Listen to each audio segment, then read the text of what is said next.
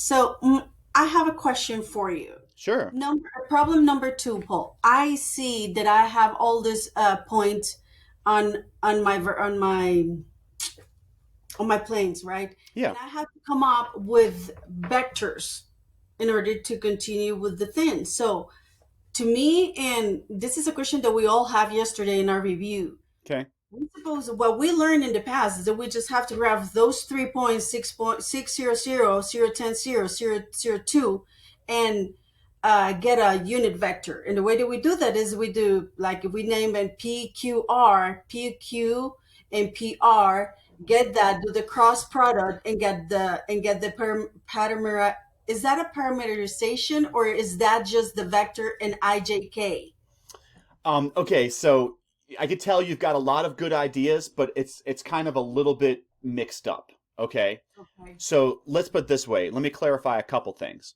So first of all, when we're thinking about P, Q, and R, typically Mhm. these are the scalar function components of a vector field.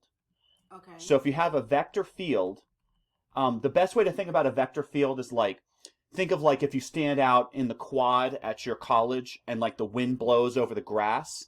If you were measuring the wind vector at every blade of grass, that would look like this. The vector field would be a different wind vector at every blade of grass, right? Mhm. Now, how the I, J, and K components of that vector field vary spatially, let's say east and west, north and Mhm. south, and vertically up and down, which would be x, y, z, would be given by f.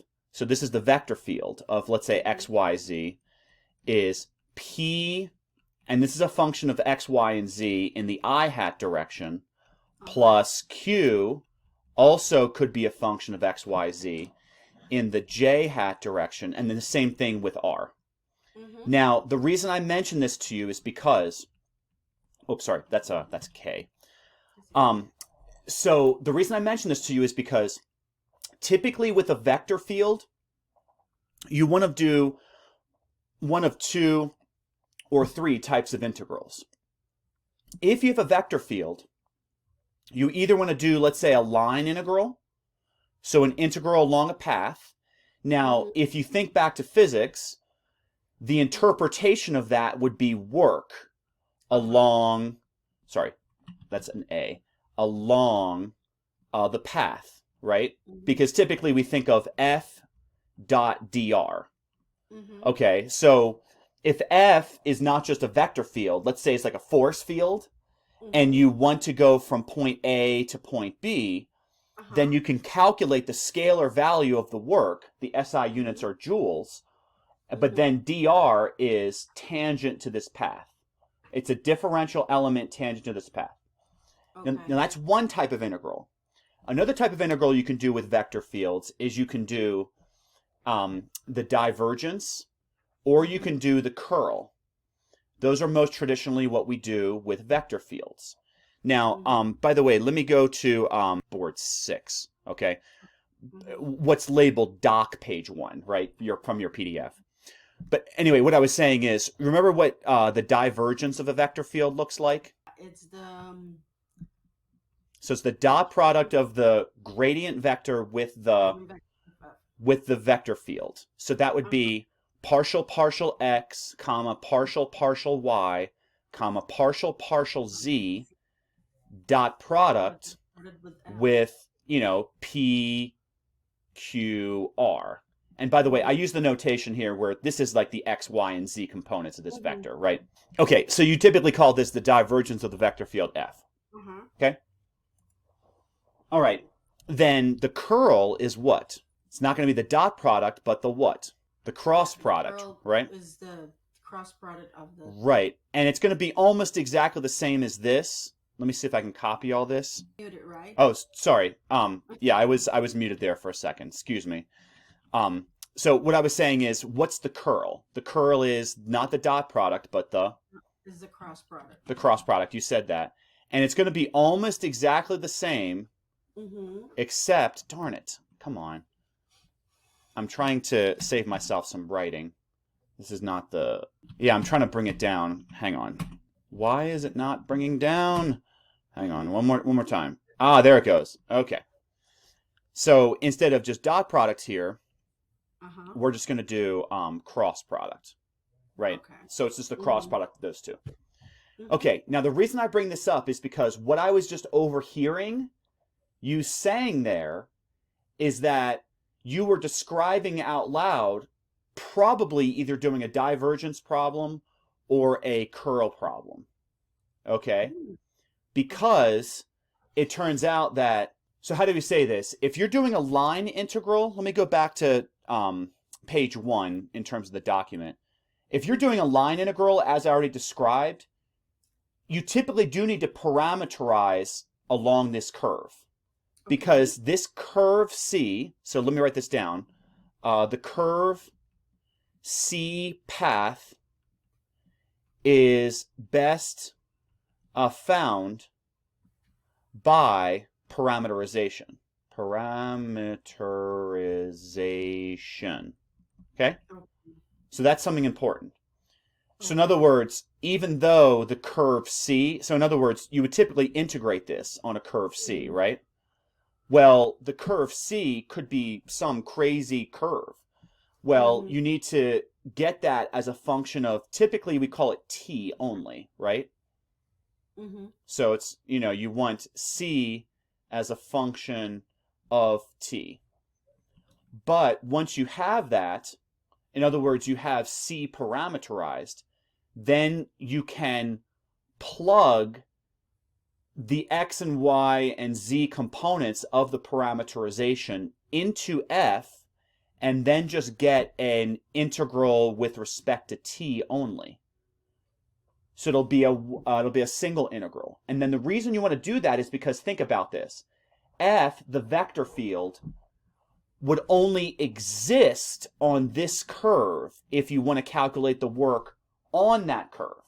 Does that make sense? So you sort of want to plug in there. Now, getting back to board 6, divergence and curl, those are typically done with either double or triple integrals. I mean, traditionally, because it turns out that the divergence, there's also, by the way, the so-called Divergence Theorem and then Stokes' Theorem. Have you seen those yet? Okay, so this right here is the so-called Divergence Theorem. How is it that you take a surface integral and transform it into a volume integral? So by the way, you've probably had a class in electrostatics before, right? Like Gauss's law and stuff like that. So typically what's called physics 2 with electricity and magnetism. Oh, yeah. Okay. It might have been a while, but the point is, you probably studied Gauss's law, right? And you probably had this situation in Gauss in that class. I'd be very surprised if you didn't, where you had something like this. You had like a sphere, and then the professor said, "Oh yes, here's the normal vector, so that's n here," and then you've got this electric field, sort of in this space. So Gauss's law says calculate this, and that's equal to Q enclosed over epsilon naught. Does that sound familiar? Yeah. Okay, so remember, typically you'd have enclosed charge in here, a bunch of positives, let's say, and those tell you how much electric field is there. Well, here's the deal. You can calculate it either as a surface integral, that'll work fine, but what's easier is to calculate a volume integral, because a dot product here, del dot f, is a scalar. So this right here is a scalar, right? Anytime we do a dot product, that produces a scalar, whereas anytime we do a cross product, that produces a what? A vector. Right, that produces a vector. Okay, now the reason I mention this is because a scalar integrated over a volume is typically easier to integrate than trying to figure out, okay, what's the relationship between the electric field vector and the normal vector, and figuring out this angle everywhere on the sphere. Okay. It's just easier to do it that way. Okay, so that's the sort of divergence theorem. You can change a Okay. surface integral into a volume integral Mm-hmm. instead of doing the dot product of f with the normal vector integrated over the surface, double integral. You can change it to a triple integral with the divergence over the volume. Okay. Okay, so that's the Mm-hmm. divergence theorem. And then what about Stokes' theorem? What is that one? I'll just write down with the divergence theorem. This is basically Gauss. It's like Gauss's law. Okay, Uh-huh. I whereas know the Gauss's law, I know the better. okay, so Stokes' theorem is sometimes called the circulation theorem. Okay, sometimes called the circulation theorem. By the way, in this equation here, Mm-hmm. let me go back up here for a second. This equation, F dot n is the flux across the surface. Across the surface. Okay, Okay. so that's what f vector Mm-hmm. dot n vector is. Okay. So yes, there's definitely the word flux in there. Okay. So it has to do with flux. The circulation theorem, though, has to do with this right here. Hopefully you've seen this before in physics or in fluid dynamics. This is called the vorticity. Mm-hmm. So the vorticity is the measure of the spin, right? So think about this. If I wanted, let's say, the circulation of an entire circuit, that could be found from taking the little bits of vorticity and adding them all up over the area. Because that's what this equation says. Line integral, and by the way, I think the closed loop line integral of f dot dr. So if I Mm-hmm. go from here and I go all the way around, Yep. that's the curve C. Instead of taking that line integral and f is a vector field, Mm-hmm. I could just take I could just take the double integral over this area S of the curl of f, dot product with the normal vector. So that's kind of, again, just an alternative way about how you can do one type of integral. Now, by the way, as a quick note, believe it or not, these are both restatements of the fundamental theorem of calculus. So who knew? Remember, and by the way, I'm going to go over to board number 7 for a moment. Let's see. Remember what the fundamental theorem of calculus looks like? It's like an integral from a to b of f of Mm-hmm. x dx Mm-hmm. is capital F of b minus capital F of a, Uh-huh. where capital F is the antiderivative, right? Mm-hmm. It's the indefinite integral, so to say. But we evaluate at the endpoints b and a. The reason I bring this to your attention is because think about it. This has no integral. This has one integral. Now think about how profound this is. Go back to board 6 for a second. Instead of no integral, one integral, do you see how this is one integral and this is two integrals? Mm-hmm. Hey, who knew, right? It's the same sort of idea. This is two integrals and that becomes Three integrals. three integrals, right? Okay, so believe it or not, these complicated looking equations are just restatements of the fundamental theorem of calculus, but just for vectors and sort of higher order stuff. And volumes and masses and all those. Okay. Right, exactly. Okay. Okay? So just Mm-hmm. understand that, like, it's kind of meant to be the same thing, but unless you necessarily work with someone like me, you can't always see all those connections. Yep. Okay? Now, that all being said, let's go back to page 1, doc of page Mm-hmm. 1. Okay? So getting back to your question, how will we do problem number 2? Guess what? Problem number 2 is not any of the integrals you and I just discussed. Because, how do I know that? Because they just mentioned the words triple integral. Okay. So if you think about it, the only time we were talking about a triple integral, sort of, was when we were talking about that divergence theorem a couple minutes Okay. ago, right? Because that was a triple integral of del dot f. Mm-hmm. But in this case, there's no vector field. So I would say let's not worry about vectors at all. Okay. Treat x comma, so xy here underneath the integrals there, that would be your integrand. Mm-hmm. Okay, so the integrand is just what's sitting underneath the integrals. With respect to this tetrahedron, I would suggest part of the reason they gave you the points is because they probably want you to sketch it. But Okay. once you sketch it, then what you're going to do is you're going to come up with the The bounds. bounds. Now remember, the innermost bound could be a function of two variables. The second integral could be a function of one variable, and then the outermost integral is going to be a constant for the bounds, Uh-huh. because we need to be able to get a number.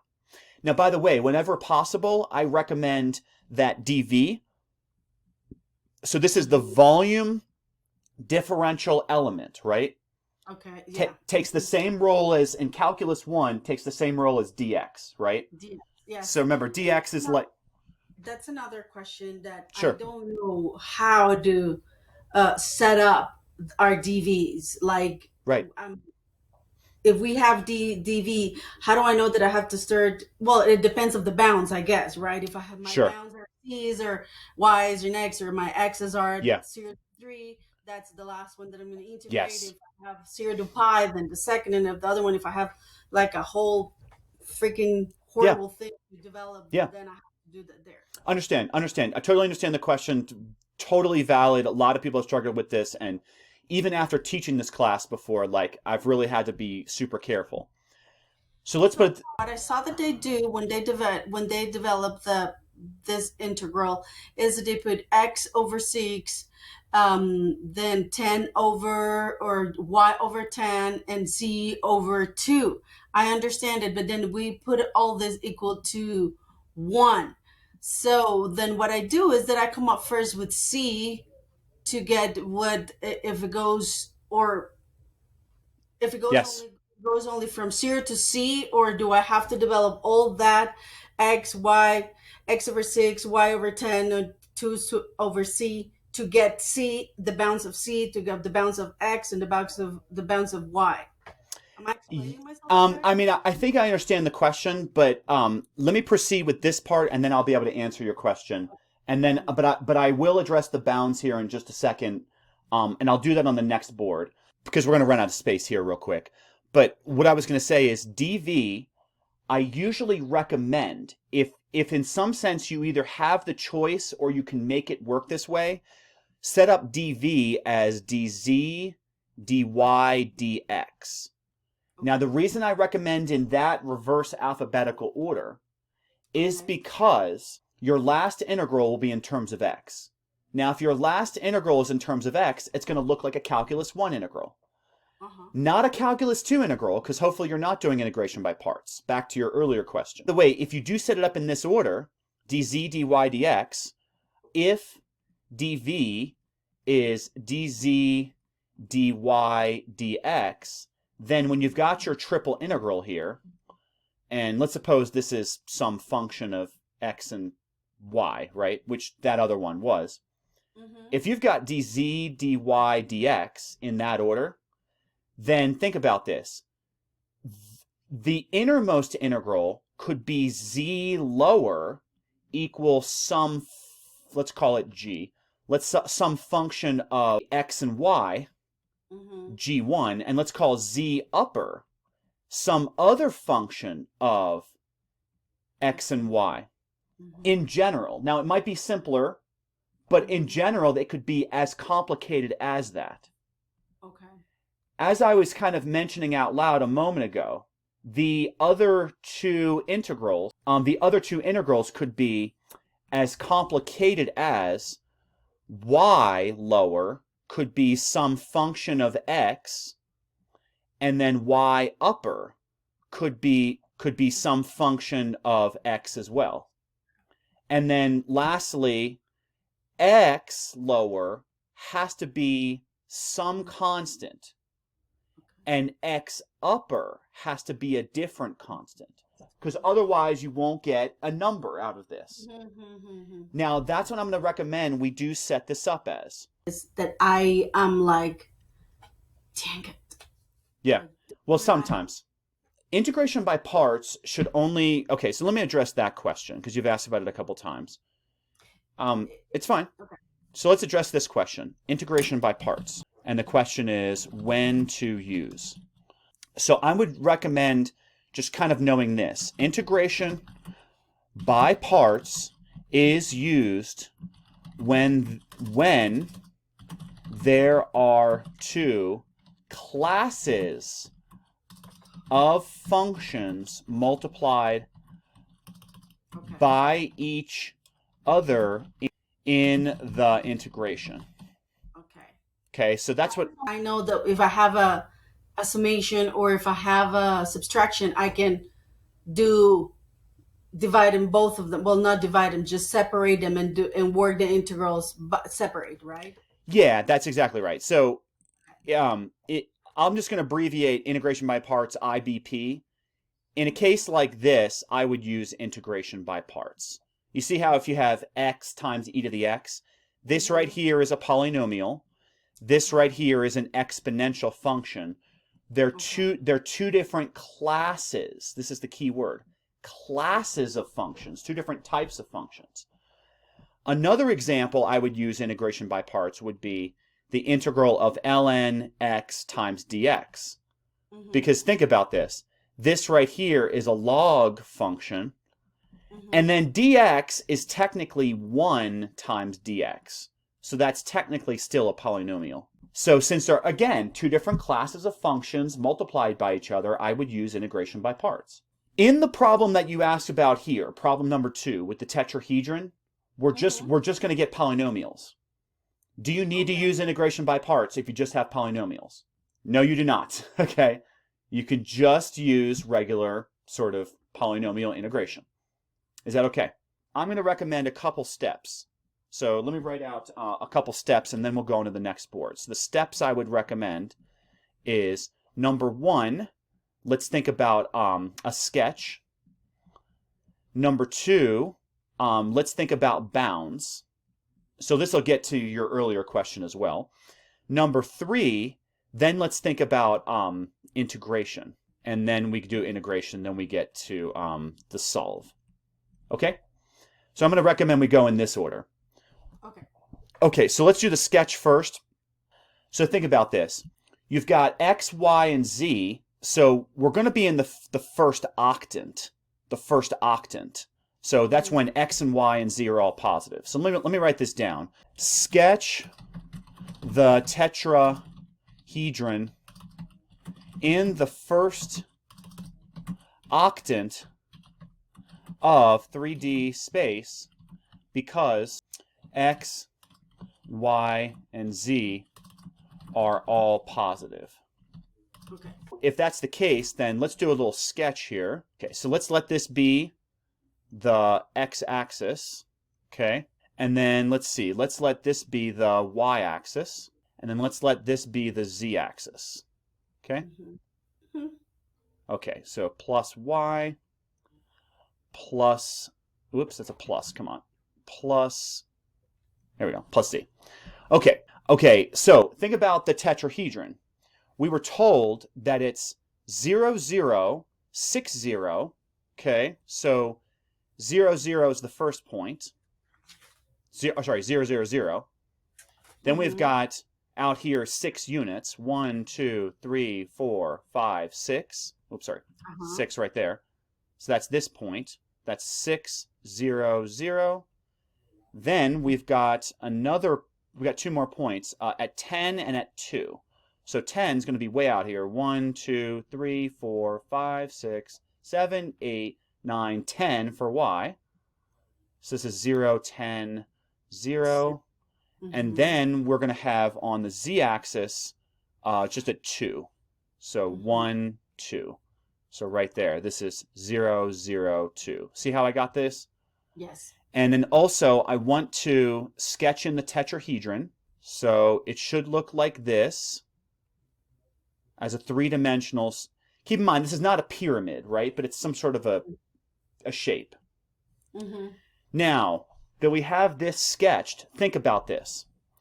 A lot of people, when they do the tetrahedron problem, let me show this in a different color. So don't do this, okay? So don't do this. A lot of people are like, oh, look at that. Everything's constant. I'm just going to integrate 0 to 6, 0 to 10, 0 to 2, and then I'm going to have the xy dz dy dx. You see what I'm saying? But what's the problem with that? If you do 0 to 6, 0 to 10, 0 to 2, I'm going to do a quick and dirty sketch, but what would your region look like?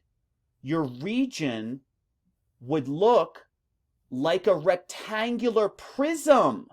Do you see what I'm saying? Yeah. Because they're all constants. Yeah. That's where a lot of people don't think through this. Yeah. It would just be a rectangular prism, which is incorrect, right? Yeah, so don't do this. This is incorrect, right?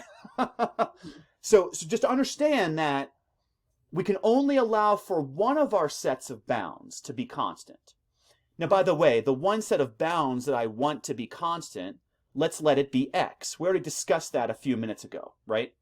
So I'd love for my outer bounds here to be 0 to 6. In fact, let me just write that down. I'd like to write that x, let's let it domain go from 0 to 6 for the integrand, okay? Does that make sense? So basically we're going to kind of, integrate this way in terms of x. Make sense? Yes. Okay, but now we got to think about y and z. If this is the x-axis, is the y value always the same above for each x value? Is the height y here always the same? Nope. No, it's definitely not. So think about this. What you need to do is I would recommend also sketch the xy plane. And why sketch the xy plane? Because hopefully you learn this with double integrals. When you do double integrals, you're interested in this sort of area on the floor, so to say. The floor being the xy plane. So this right here is the xy plane. Plane. So let's do a sketch of that. Okay, so let's let this, and by the way, I'm just going to sketch the first quadrant of the xy plane because it's just where x and y are both positive. Okay? Yeah. So I think we can just get away with sketching quadrant 1. Notice up here is this point, and again, this is just the xy plane. So this is going to be the point 0, 10. Let's just think about two variables. And then down here would be the point, let's see, 6, 0, right? So you could connect these with a line. And by the way, just so we're clear, it'd be the same as this line right here, right? Okay. So this line that is the one that we're is the same thing as that line. You see what I'm saying? They're meant to be the same thing. The reason I bring this to your attention is because we can come up with the equation of this line. Not too difficult, right? Whenever you have 2 points, you can come up with the equation of the line. So the slope, that's m, is just going to be, well, rise over run, right? The rise is -10, and the run is 6. So that's going to be -5/3. Would you agree? And why is it negative? Because it's sloping down that way. Okay. Right? Because I rose -10. So the delta y, so the delta y was -10, and then the delta x was +6, right? Okay, gotcha. Okay. Now, that's how you do slope, and then don't forget your good old y equals mx plus b, right? The equation of a line.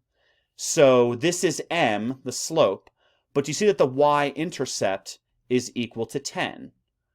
So does it make sense to you? The equation of this line is y equals -5/3 x plus 10. Does that make sense? Okay. So now that we have that, notice that, if you did want to sketch this in, that's the same thing as, again, this area. So that takes care of it if it was a double integral. But it's not a double integral. It's a triple integral. Since it's a triple integral, then we have to ask about the height. So depending upon where we are in this green triangle, is the height z going to be the same everywhere? No, so z varies. Do you see that? Now, since z varies, this is where we got to be careful. So we need to come up with an equation, the z surface. Now, by the way, when we say z varies, we're like saying z, which is a function of x and y, is the top surface. If you wanted to go along, let's say, this line, what would the value of y be? Y equals 0 on the orange line. Do you see that? Yeah. So just follow this with me with your brain real quick. You could do a quick sketch in the xz plane if y is 0. But do you see that you would say z is equal to, and then you need the slope times x plus 2. Does that make sense? Now the slope would be the slope of this orange line. But again, it's going to be another negative slope. Now, if I did a quick, let me do it this way. Yeah, if I did a quick z and x here, notice we're going to go from, what is that, 0, 2 down to 6, 0. So what would the slope of that line be? Well, the slope is going to be negative 2. Oh, sorry, that's not negative z. It's negative 2 over 6. So negative 1/3 is the slope, right? So that means z is equal to, and by the way, let me rewrite this in nicer form, 2 minus 1/3 x. Do you see that? That's the equation of the orange line. What's going to be the equation of the other line that I've left out? So let me do brown now. Gosh, I'm using up all the colors. But for the brown line, everywhere on the brown line, x equals 0. Would you agree? So yes. X equals 0 on the brown line. So then you would say z, again, equals another slope times y plus 2. Again, because we start up at 2, right? That's kind of like the y-intercept. Okay. So again, you could do a quick sketch. Here's y. Here's z. So imagine we go from 0 to 2 to, what is that, 10, 0. The slope would be, I rose negative 2, because that's what I dropped, over 10. There we go. So negative 1/5. Sorry about that. I knew I made a mistake. Okay. So then this would be z equals 2 minus 1/5 y. I think we can finally set up our integral. Okay? Okay, so here goes. We already said that x ranges from 0 to 6. 0 to 6. But y, think about this. Y has to do with what we did in that xy plane graph. So y ranges from 0 to what I did with the blue curve, namely negative 5/3 x plus 10. So to negative 5/3 x plus 10. Now I warned you about this. If you look back on board 7, remember I said the upper bound for y, look back on board 7, the upper bound for y can be a function of x. Now this, it turns out to be, it's like a constant. And the reason this is a constant in this case is because the bottom of that xy plane is just y equals 0. Just the horizontal line for the bottom of that triangle, right? Now let's think about z. Z is going to be the bounds that we kind of talked about before. And if you think about it, the bottom of z is actually the floor, the xy plane. So this right here, the xy plane, is just going to be z equals 0 for the lower bound here. But watch this. The upper bound, you got to watch this super carefully, is going to be z equals 2, well, not quite, 2 minus 1, minus 1/3 x minus 1/5 y. 2 minus 1/5 x minus 1/3 y. How did I get that? Now look back at board 8 for a second. Do you see that I'm putting these two together? Because think about it. The height z is 2 right there at the top of the tetrahedron. But if I go in the y direction or the x direction, doesn't matter. Do you see that? Z is going down. Yeah. But that's what we already deduced, right? It must go down along the x-axis and the y-axis or both. So that's why what we're going to get, please join me on board 9, is we're going to get that z ranges from 0 up to 2 minus, let's see, 1/3 x minus 1/5 y. And that is how you set up your bounds. Thus, after that, you can set up your integral. So it's going to be the integral from 0 to 6. The secondary integral is going to be from 0 to -5/3 x plus 10. And then the innermost integral is going to be from 0 to 2 minus 1/3 x minus 1/5 y, x, y, dz, dy, dx. I mean, I wish it was easier, but that's how you have to do it. Does that make sense? Okay. Now, by the way, the rest is just going to be some calculus, some integration. So let's try the first integration. Okay. So what still would remain is 0 to 6, and then 0 to -5/3 x plus 10. You take this integral. Remember, we're integrating with respect to z. Right. So it's just going to be xy times z, and we're just going to put in, here's z lower, here's z upper, right? We're just going to put in z lower and z upper. Now, by the way, z lower is 0, so we don't need to worry about that. So z upper is just going to come in here. So it's going to be xy times 2 minus 1/3 x minus 1/5 y, like so, dy dx. You see that? Yep. Now, by the way, I think we're going to have to multiply this out, which is a little annoying, but sometimes life is rough. So let's see, 0 to -5/3 x plus 10. That's plus 10. So if I multiply the xy through here, we get 2xy minus 1/3 x squared y minus 1/5 xy squared. That's the new integrand, dy dx. Now it just looks like a double integral. Because, of course, a triple integral should simplify to a double integral. Which, by the way, just to keep your bearings, could you look back at board 7 for just one moment? Yeah. Sorry, actually I meant to say board 8. If you look back at board 8, now, since we're doing a double integral, guess what? We're just doing this one. That's all we're doing, right? Because those are the only bounds left. Yes. So that's exactly what we're going to perform over on board 9 with this integral, right? Now, obviously, this takes a little bit of effort. It's not terribly hard, but it's not terribly easy.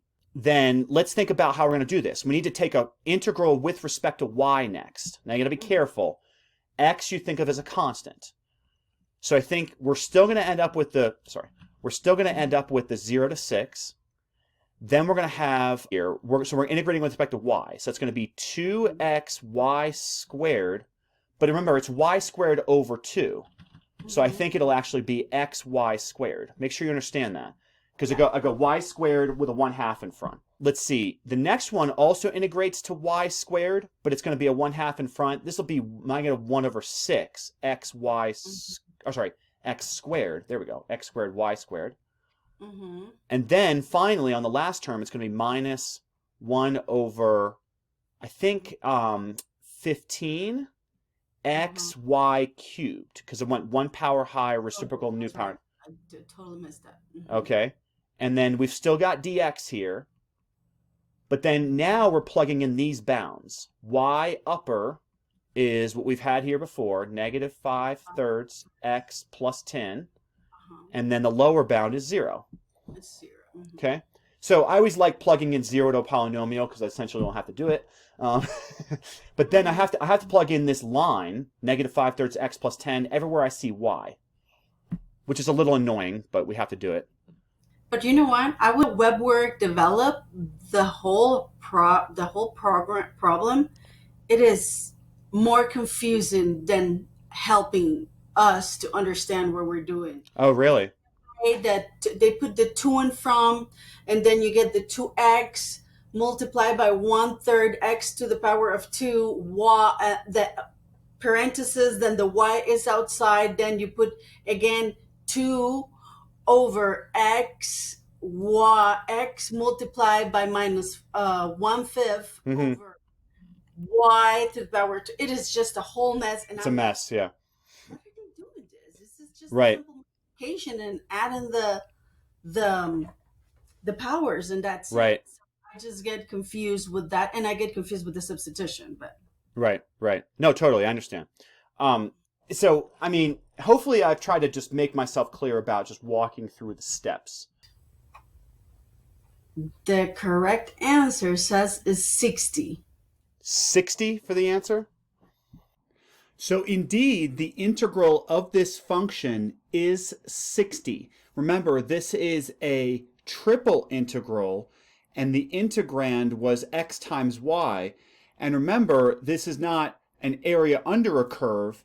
It's really more of a four-dimensional quantity because we take a triple integral, but then we have an integrand that's not just equal to 1. But anyway, the numerical value of that is indeed 60. How can we show that? So first of all, I would recommend use some sort of online calculator tool. In other words, if you use something like that, that will allow you to just simplify such a long expression quickly. Remember, this was the long expression we ended up with in the integrand once we got down to a function of x. Notice that what these various online calculators do is they get something like a common denominator, and then they factor out the constant, and then they just end up with something that can be simplified. And as you see here, because we're going to factor out something like the denominator of 3, and we're going to be factoring out this 5 on the x, we want to have a coefficient of x, we're going to end up with negative x plus 6 several times repeated in these parentheses. So that is 6 plus x raised to power 3 times 25x out front over 162. So that is indeed, in its most simplified form, what the integrand becomes. If you use an integral calculator, so an integral calc to take the antiderivative, so here's the integrand. Notice that this is the same expression it comes up with for after it's simplified and rewritten, because this is, if you recall, what it looked like. How does that actually get integrated? So what you do is, after rewriting it, you keep the constant out front, the negative 25 over 162. Let's focus on the x minus 6 cubed times x dx.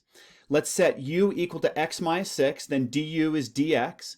Then notice you end up with u cubed times u plus 6.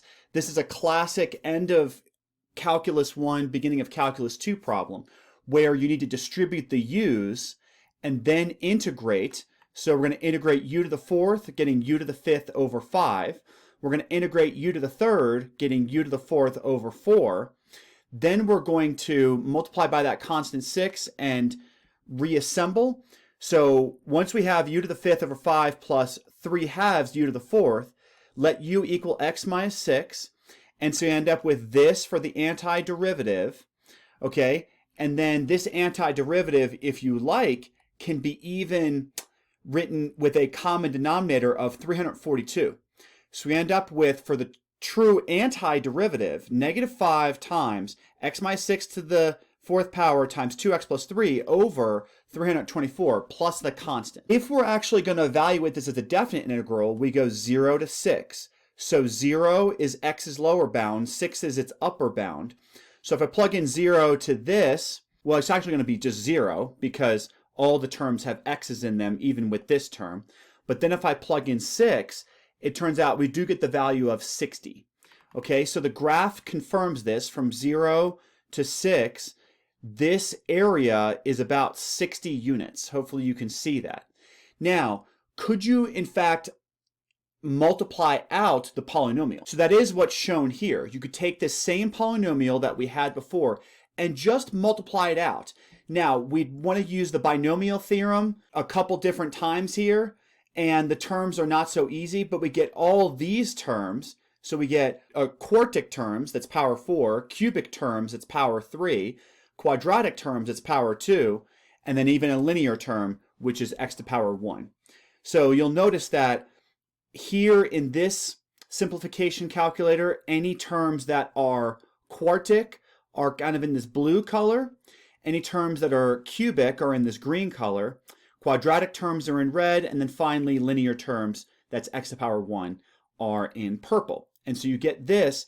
And so if you take this polynomial and indeed you put it into an online integral calculator, you will find that you do get the same answer. So we take this polynomial, and each of these terms, it's not quite so difficult to integrate it, because x to the fourth integrates to x to the fifth over 5, x to the third integrates to x to the fourth over 4, x to the second integrates to x to the third over 3, and x integrates to x squared over 2. So you put those all in, multiply those by those coefficients out front, then we get this for the antiderivative, and then that can even be simplified, but hopefully that looks just like what we had before, because it is the same antiderivatives that we had before. So if you plug in 0, it's nothing. If you plug in 6, you get the same answer, 60.